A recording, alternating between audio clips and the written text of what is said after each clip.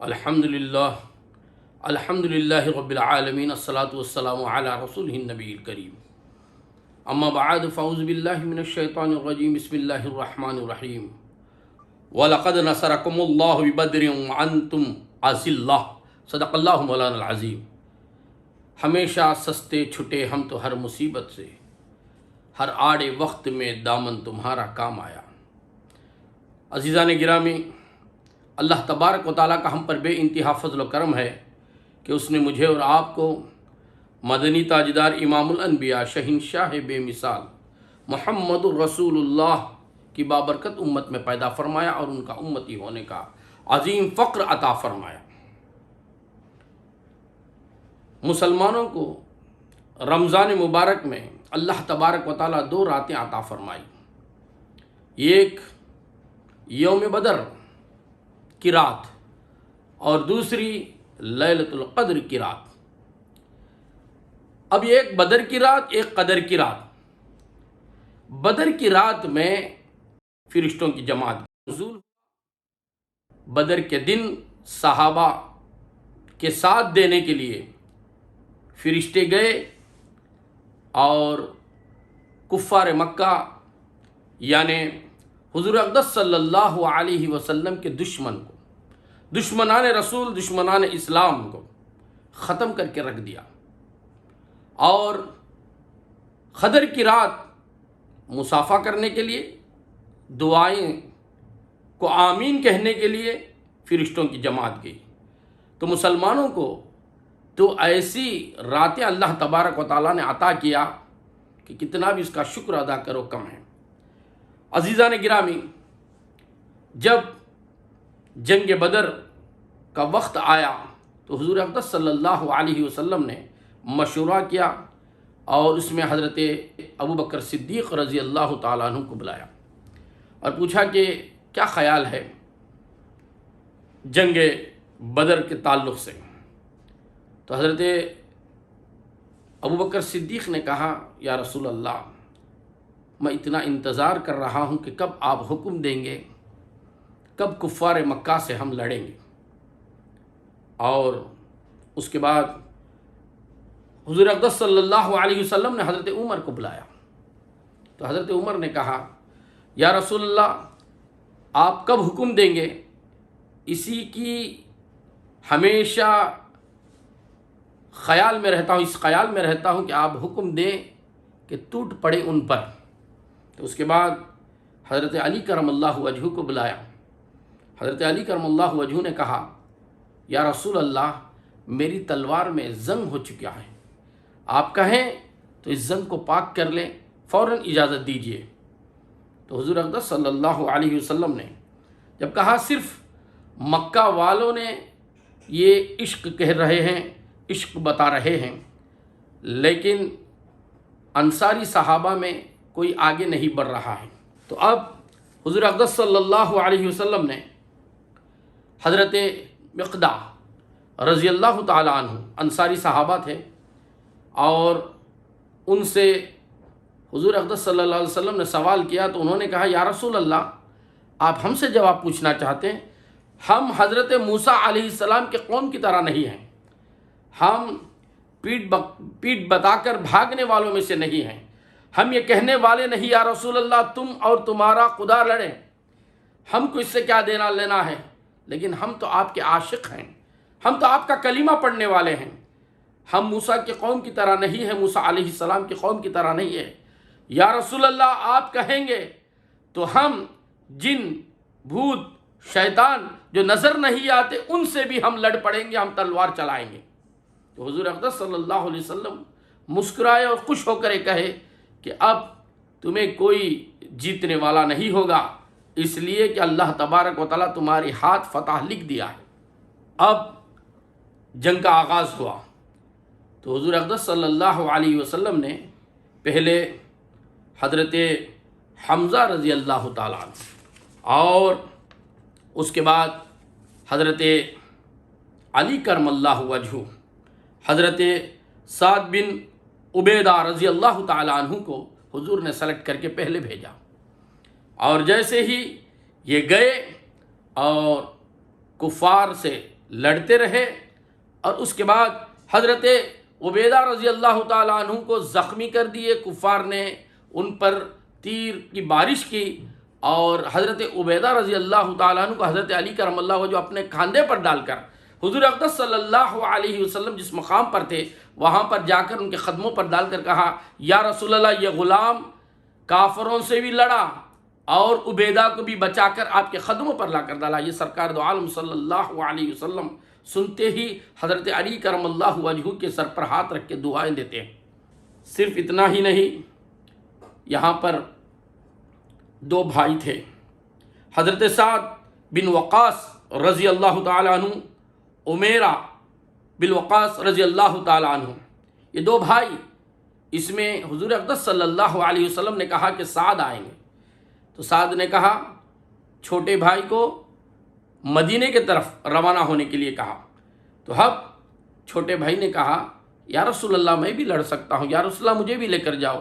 تو حضور اقدس صلی اللہ علیہ وسلم نے سمجھایا کہ بچوں کی بات نہیں ہے، یہ تو بڑوں کی بات ہے، یا رسول اللہ میں بھی بڑوں میں سے ہوں۔ اس وقت ان کی عمر 14 یا 15 سال میں روایتوں میں آتا ہے، تو انہوں نے شوق اور ذوق ایسا بتایا، تو حضور اقدس صلی اللہ علیہ وسلم نے کہا کہ آپ کے بھائی سعد کو ہم لے لیتے ہیں، وہ میرا، آپ گھر میں رہیے، آپ جائیے، اس طریقے سے سمجھائے۔ تو انہوں نے شوق اور ذوق ایسا بتایا، حضور اقدس صلی اللہ علیہ وسلم نے کہا، اور حضور اقدس صلی اللہ علیہ وسلم کے سامنے وہ ایسے کھڑے ہو گئے کہ اپنے پنجوں کے بل ایڑیوں کو اٹھا کر اونچے لگنے لگے۔ تو اب صحابہ نے کہا، کیسے آپ کو بڑے مانے ہم؟ تو کہا، کشتی لڑا لو، سعد سے ہم کشتی لڑیں گے، اور ہماری طاقت کیا ہے؟ وہ اونچے نظر آتے ہیں، عمر میں بڑے نظر آتے ہیں، لیکن طاقت میں یا رسول اللہ ہم سے کم ہے۔ تو حضور اقدس صلی اللہ علیہ وسلم نے کہا، اچھا کشتی ہو جائے۔ تو اسی طریقے سے کشتی ہوئی۔ دونوں کشتی لڑنے کے وقت پر جب گلے ملتے ہی کشتی سے پہلے انہوں نے حضرت سعد کے کان میں عمیر رضی اللہ تعالیٰ عنہ نے کہا کہ میرے بھائی، تیرا نمبر تو لگ ہی گیا، سرکار دو عالم صلی اللہ علیہ وسلم تیرے آنے کو اجازت دے دیے ہیں اور میرے آنے کو اجازت نہیں، ایسا رحم کر دے عمیر پر کہ میرا بھی نمبر لگ جائے، تو ایسا کر کہ کشتی میں مجھے جیتنے دے۔ تو اب یہ جگہ، اس مقام پر یہ بات سمجھ میں آتی ہے کہ جب اس جنگ بدر کے معاملے میں اس طریقے سے ہوا، اور اسی طریقے سے ہم اولیاء اللہ کے بات میں، اولیاء اللہ کے واقعات میں سنتے ہیں، تو حضرت جنید بغدادی سے کسی سید نے کہا کہ میں سید ہوں جنید، تو جنید نے اپنی کشتی کو ہار دیا، اور اس تک، آج تک حضرت جنید بغدادی کا نام فراس میں آتا ہے، اور آج ان کے نام سے وسیلہ مانگ کر دعا مانگتے ہیں۔ لیکن یہ بھی جنگ بدر ہی سے معاملہ شروع ہوا، تو حضرت سعد نے کشتی میں ہار گئے اور عمیر جیت گئے۔ حضور اقدس صلی اللہ علیہ وسلم مسکرا کر کہے، دونوں آ جاؤ، دونوں کو میں نے جنگ میں آنے کی اجازت دے دی۔ تو اس کے بعد آگے بڑھے، اور سرکار دو عالم صلی اللہ علیہ وسلم جیسے جنگ بدر کے میدان کو سلیکٹ کیا، جانے کے بعد ابو جہل کی طرف اعلان ہوا کہ روز ایک اونٹ کٹے گا، اور عورتیں ناچیں گی، گائیں گے، رات پوری شراب پئیں گے، خوش رہیں گے، مست رہیں گے، اور دن میں یہ مومن اور مسلمان سے ہم لڑیں گے۔ ان حضور اقدس صلی اللہ علیہ وسلم نے اپنے صحابہ سے تاکید کی، رات میں ہم مصلی پر رہ کر اللہ سے نماز پڑھ کر اللہ کی عبادت کریں گے، نماز پڑھیں گے، اور اللہ سے ہم فتح کی مانگ کرتے رہیں گے، اور اللہ تبارک و تعالیٰ سے دعا کرتے رہیں گے، دن میں روزہ رکھیں گے اور ذکر کریں گے۔ اس طریقے سے حضور اقدس صلی اللہ علیہ وسلم نے تاکید دیا۔ اور صرف اتنا ہی نہیں، زمین جب پکڑی گئی تو یہ گیلی ہوئی زمین، اچھی زمین، اور اس طریقے سے ابو جہل نے سلیکٹ کیا، وہاں کے جتنے بھی کنویں تھے، اس کنویں کو سب کو جو ہے انہوں نے اپنے احاطے میں، اپنے اختیار میں، اپنی پسند سے اس زمین کو سلیکٹ کر لیا۔ اور حضور اقدس صلی اللہ علیہ وسلم کے صحابہ جاتے ہیں تو زمین ریتیلی رہتی ہے، اور زمین دعا کرنے لگتی ہے کہ یا اے پروردگار، تیرے نبی محبوب خدا صلی اللہ علیہ وسلم آ گئے ہیں، ان کے قدم کی وجہ سے مجھے نرم کر دے۔ اب تو گرم تھی زمین، اب نرم ہونے لگی۔ ایسی جھمجھما کر بارش ہوئی، اور بارش ہونے کے بعد یہ جو گرم زمین تھی، ریتیلی زمین تھی، وہ نرم ہونے لگی۔ اور اس کے بعد حضور اقدس صلی اللہ علیہ وسلم نے صحابہ سے کہا کہ تم اپنے حوض کو بنا لو، اور یہاں پر جو ہے گڈھے کھدوا لو، اور اس میں پانی رکھ لو، اور وضو کے لیے، پینے کے لیے، غسل کے لیے تیاری کر لو، اور پانی کو بچا کے رکھ لو۔ تو اسی طریقے سے صحابہ نے حضور اقدس صلی اللہ علیہ وسلم کے بتانے پر پورا انہوں نے اس طریقے سے کر لیا، اور وہاں کی جو زمین انہوں نے نرم پکڑی تھی، اس نرم زمین چیکڑ کی زمین ہو گئی، اور اس طریقے سے کہ جہاں گڈھے میں پانی تھا، وہ پانی برسات کا پانی پڑ کے زمین میں جو ہے وہ پانی بہہ گیا تھا، اور اس طریقے سے جو گڈھے انہوں نے پکڑے تھے اور جو کنویں انہوں نے بچا لیے تھے، اللہ تبارک و تعالیٰ کی ایسی مار ہوئی کہ وہ اس میں چیکڑ کا پانی بھر جانے کی وجہ سے، اور وہ پانی پورا خراب ہو گیا، پینے کے لیے ان کے پاس کوئی ساز و سامان نہ تھا۔ اب اس طریقے سے عزیزان گرامی آگے بڑھتے رہے، اور ایک بار ایسا ہوا، رات کے موقع میں ایسی بات ہوئی کہ دو کافر ابو جہل کے کفار مکہ میں جو تھے، وہ پانی پینے کے لیے آئے، اور اس وقت پر حضرت عمر رضی اللہ تعالیٰ عنہ نے کہا، یا رسول اللہ، دو کافر آ گئے ہیں، کیا میں مار ڈالوں؟ تو حضور اقدس صلی اللہ علیہ وسلم نے کہا، وہ پانی پینے کے لیے آئے ہیں، لڑنے کے لیے نہیں، تو اب انہیں کوئی تکلیف نہ دیں، وہ پی کر جائیں پانی، اور ان کو یہ خوشخبری دے دو کہ آؤ، کتنا پانی آپ کو ہونا وہ اٹھا کر استعمال کرو۔ تو اس طریقے سے پلا کے مارنا یہ سب کو آتا ہے، پلا کے معاف کر دینا یہ محمد رسول اللہ کی چال ہے۔ حضور اقدس صلی اللہ علیہ وسلم نے اب تیاری کر رہے تھے، تو اس وقت پر جاسوسی تھے، جاسوسی نے ابو جہل کو ایک جاسوس کو بھیجا، اور وہ جاسوسی اس طریقے سے رہتے تھے کہ آج کے زمانے میں انڈیا کی ملٹری کا ایک یونیفارم ہے، پاکستان کی ملٹری کا ایک یونیفارم ہے، اس طریقے سے ہر ایک سماج میں ہر ایک وطن کا اپنا اپنا یونیفارم ہوتا ہے۔ تو اس طریقے سے اس وقت پر کوئی یونیفارم نہیں، لوگ مل کر جھڑ کر رہتے تھے۔ تو جاسوسی آئے، اور جاسوسی کرنے کے لیے تو دیکھا کہ 313 اور 8 تلواریں اور گھوڑے، 2 گھوڑے اور 8 اونٹ، اس طریقے سے جنگ بدر کا واقعہ آپ حضرات سنتے ہیں۔ لیکن جب جاسوسی جا کر ابو جہل کو یہ بات سنائے کہ بہت کم لوگ ہیں، اور وہ 313 کی تعداد اس لیے کہی جاتی ہے کہ حضرت عثمان غنی کو بھی اس میں ملایا جاتا ہے، لیکن حضرت عثمان غنی رضی اللہ تعالیٰ عنہ اس میں شریک نہیں ہوئے، 312 تھے۔ اور اس کے بعد جب جاسوسی جا کر ابو جہل سے سنانے لگے اس بات کو، تو ابو جہل ٹھیکے لگا کر ہنس رہا تھا اور مذاق کر رہا تھا، کہ بول رہا تھا کہ ان سے نہیں لڑیں گے، ان کو اٹھا کر لے کر آؤ، اور اپنے اپنے اونٹوں پر، اپنے اپنے گھوڑوں پر ان کو باندھیں گے، اور مکہ کے سرزمین پر لے کر جائیں گے، اور وہاں پر فیصلہ کریں گے کہ ان کو کیا کرنا ہے۔ اس طریقے سے تھالیاں مار کر ہنستا تھا، خوش ہو گیا تھا۔ تو جاسوسی میں ایک جاسوسی کہا، چپ رہو ابو جہل، خاموش ہو جا، بے خوفی مت کر۔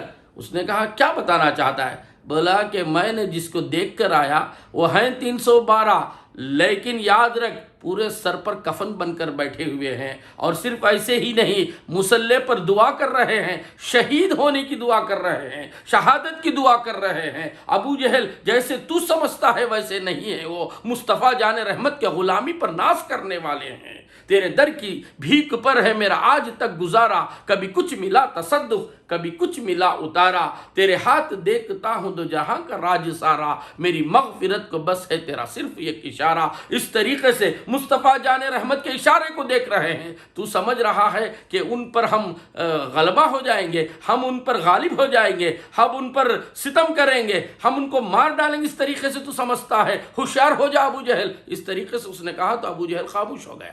جنگ کی پہلی رات حضور اقدس صلی اللہ علیہ وسلم دعائیں کرتے رہے، اور اس کے بعد دن ہوا، تو جب جیسے سورج نکلا تو حضور اقدس صلی اللہ علیہ وسلم ایک چھری کو لے کر اور ایک چھڑی کو لے کر حضور اقدس صلی اللہ علیہ وسلم، حضرت انس رضی اللہ تعالیٰ عنہ روایت کرتے ہیں کہ حضور اقدس صلی اللہ علیہ وسلم لکیریں کھینچ رہے تھے، کہا یہاں پر ولید گرے گا مرے گا، یہاں پر ابو جہل مرے گا اور یہاں پر گرے گا، اور اسی طریقے سے عتبہ، اور اس طریقے سے عقبہ، اس طریقے سے شیبہ، اس طریقے سے ان لوگ یہاں پر یہیں پر ان کو دم چھوڑنا پڑے گا۔ تو حضرت انس فرماتے ہیں میں جنگ میں تھا، لیکن مجھے اس لکیر پر جس پر حضور اقدس صلی اللہ علیہ وسلم نے اپنے ہاتھ کی اس چھڑی سے جیسے لکیروں کو کھینچا تھا، میں اس پر غور کر رہا تھا، اور میں یہ کہتا ہوں ولید کو وہیں پہ مرنا پڑا اور ابو جہل کو اسی لکیر پر مرنا پڑا۔ اس طریقے سے حضور اقدس صلی اللہ علیہ وسلم کا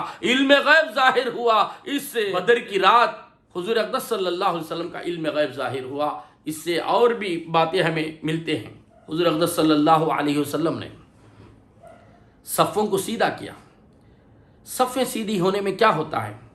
صفیں سیدھی ہونے میں نماز کو کھڑنے کے وقت پر جب صفیں سیدھی کرتے ہیں تو اللہ تبارک و تعالیٰ ان مومنوں کے دلوں کو دیکھ کر مسکرا کر کہتا ہے میں نے انہیں معاف کر دیا۔ اور حضور اقدس صلی اللہ علیہ وسلم جنگ بدر میں صفوں کو سیدھی کرتے ہیں تاکہ اپنے دلوں کو صفوں میں سیدھا کرنے کی وجہ سے دل سیدھے ہو جاتے ہیں۔ دلوں کو سیدھا کر رہے تھے تو ہوا کیا؟ حضور اقدس صلی اللہ علیہ وسلم، ایک صحابی تھے حضرت سعاد رضی اللہ تعالیٰ عنہ، انصاری صحابی۔ یہ حضرت سعاد رضی اللہ تعالیٰ عنہ کا پیٹ باہر تھا، یعنی کچھ موٹے تھے وہ، اور اس طریقے سے حضور اقدس صلی اللہ علیہ وسلم جو چھڑی رکھے تھے اس چھڑی سے حضرت سعاد رضی اللہ تعالیٰ عنہ کے پیٹ پر مار دی۔ حضرت سعاد رضی اللہ تعالیٰ عنہ کہتے ہیں یا رسول اللہ میرے پیٹ پر آپ نے چھڑی سے کیوں مارا؟ تو کہا تیرا پیٹ سامنے نکل گیا تھا اس لیے میں نے مارا تاکہ صفوں میں سیدھا کھڑنے کے لیے۔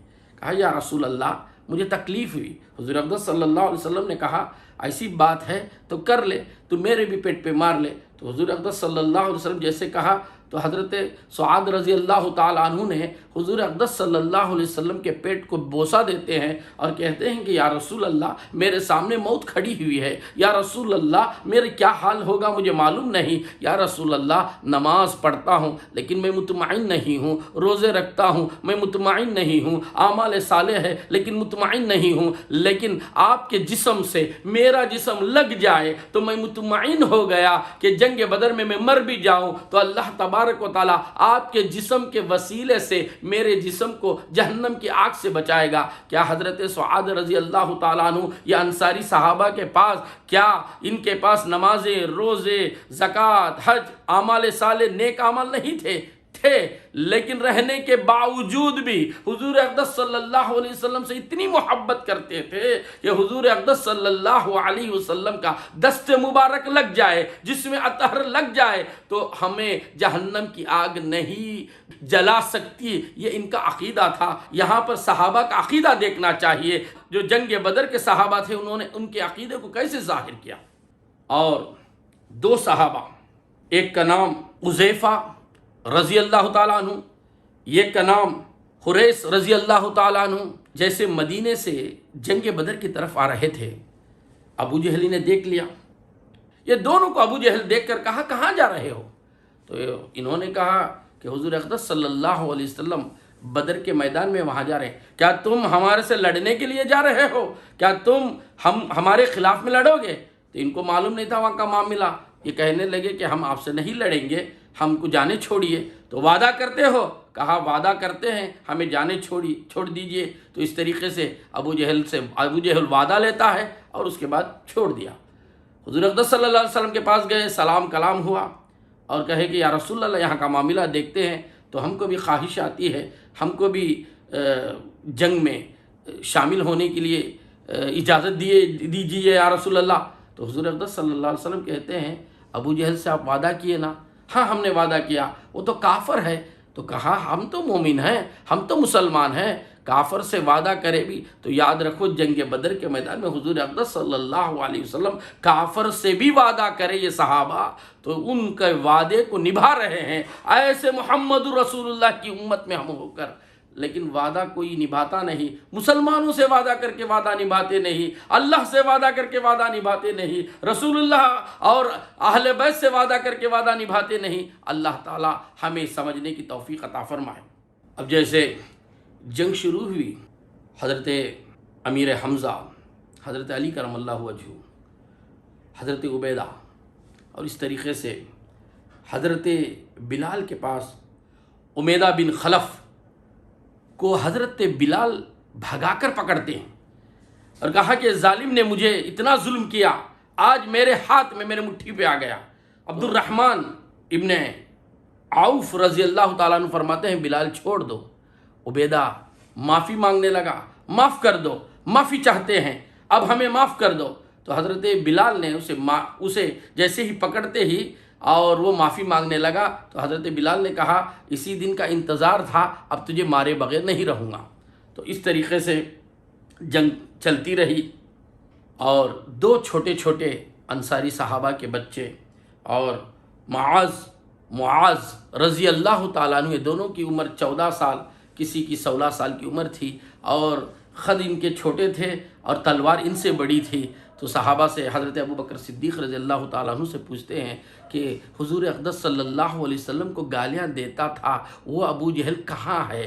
اب اس کو میں دیکھنا چاہتے ہیں، تو اب ہمیں انہیں ملا دیجئے، ہمیں انہیں بتا دیجئے۔ تو ابوبکر صدیق رضی اللہ تعالیٰ عنہ فرماتے ہیں کیا کریں گے آپ؟ تو حضور اقدس صلی اللہ علیہ وسلم کو گالیاں دینے والے کو ہم ختم کر کے رکھ دیں گے۔ تو اس طریقے سے شوق تھا۔ اسی طریقے سے دونوں بچوں کو حضرت کسی صحابی نے دور سے ہی بتا دیا، تو یہی ابو جہل ہے جو گھوڑے پر سوار ہے۔ تو یہ ٹوٹ پڑے اور ٹوٹ پڑنے کے بعد اس پر حملہ کیے اور حملہ کرنے کے بعد اسے ختم کر دیے اور جہنم رسید کر دیے۔ اور اس کے بعد حضور اقدس صلی اللہ علیہ وسلم کے سامنے جاتے ہیں اور یہ دونوں صحابہ چھوٹے چھوٹے بچے معاذ رضی اللہ تعالیٰ عنہ دونوں جا کر سامنے بتاتے ہیں یا رسول اللہ میں نے مارا ہے، یا رسول اللہ میں نے مارا ہے۔ تو حضور اقدس صلی اللہ علیہ وسلم نے کہا دونوں کی تلوار لاؤ، ہم دیکھ کر بتائیں گے کس نے مارا ہے۔ دونوں کی تلوار لا کر بتائے تو دونوں میں خون ایک ہی طرف سے ہے۔ تو اب کہا کہ دونوں مل کر مارا ہے۔ حضور اقدس صلی اللہ علیہ وسلم، یہ دونوں بچے خوش ہو جاتے ہیں، حضور اقدس صلی اللہ علیہ وسلم بھی خوش ہو جاتے ہیں۔ صرف اتنا ہی نہیں، جب جنگ ختم ہو گئی تو حضور اقدس صلی اللہ علیہ وسلم ایک بڑا کھٹا کھدوایا، جیسے کہ اب ہم ایک باوڑی سمجھتے ہیں، اور اس طریقے سے اس باوڑی میں 70 کافروں کو ڈال دیا گیا۔ اور حضور اقدس صلی اللہ علیہ وسلم نے کہا دیکھو میرے رب نے جو ہم سے وعدہ کیا تھا وہ وعدہ پورا نبھا دیا، ہم حق پر ہیں۔ اس طریقے سے اللہ تبارک و تعالیٰ کی مدد ہم پر ہو گئی ہے۔ تو حضرت عمر رضی اللہ تعالیٰ عنہ فرماتے ہیں یا رسول اللہ یہ کافر مرنے کے بعد کیا سنتے ہیں؟ تو حضور اقدس صلی اللہ علیہ وسلم نے کہا اے عمر تم سے بڑھ کر یہ سنتے ہیں، تمہارے برابر یہ سنتے ہیں۔ تو اب جب کافر جنگ بدر میں کفار مسلمانوں کے ہاتھ سے کٹ کر مر جانے کے بعد کسی کا ہاتھ الگ، کسی کا پیر الگ، کسی کا سر الگ، کسی کا دھڑ الگ، اس طریقے کے ہو، اور حضور اقدس صلی اللہ علیہ وسلم کہتے ہیں اور تمام حدیثوں میں یہ آتا ہے کہ حضور اقدس صلی اللہ، صحیح مسلم، ترمذی شریف، سب صحیح حدیثوں میں آتے ہیں، یہ واقعہ آتا ہے، اور حضور اقدس صلی اللہ علیہ وسلم فرماتے ہیں تم سے بڑھ کر سنتے ہیں اور تمہارے برابر سنتے ہیں۔ تو اب سمجھنے کی ضرورت ہے جب کافر مرنے کے بعد، ختم ہونے کے بعد، قتل ہونے کے بعد سن سکتا ہے تو کیا غوث اعظم ہماری پکار نہیں سنیں گے؟ کیا ابو بکر صدیق ہماری آواز نہیں سنیں گے؟ کیا عمر فاروق نہیں سنیں گے؟ کیا حضرت خواجہ اجمیری رضی اللہ تعالیٰ عنہ نہیں سنیں گے؟ کیا خواجہ بندہ نواز نہیں سنیں گے؟ کیا نظام الدین اولیاء نہیں سنیں گے؟ اس طریقے سے محمد رسول اللہ کیا ہماری آواز نہیں سنیں گے؟ تو اسی طریقے سے دل کی آواز سننے والے ہیں میرے نبی، کرتی ہے چشم نم سلام علیہ، اس یقین پر کہ آپ سنتے ہیں عرض کرتے ہیں ہم سلام علیہ، وآخر الدعوانا ان الحمدللہ رب العالمین۔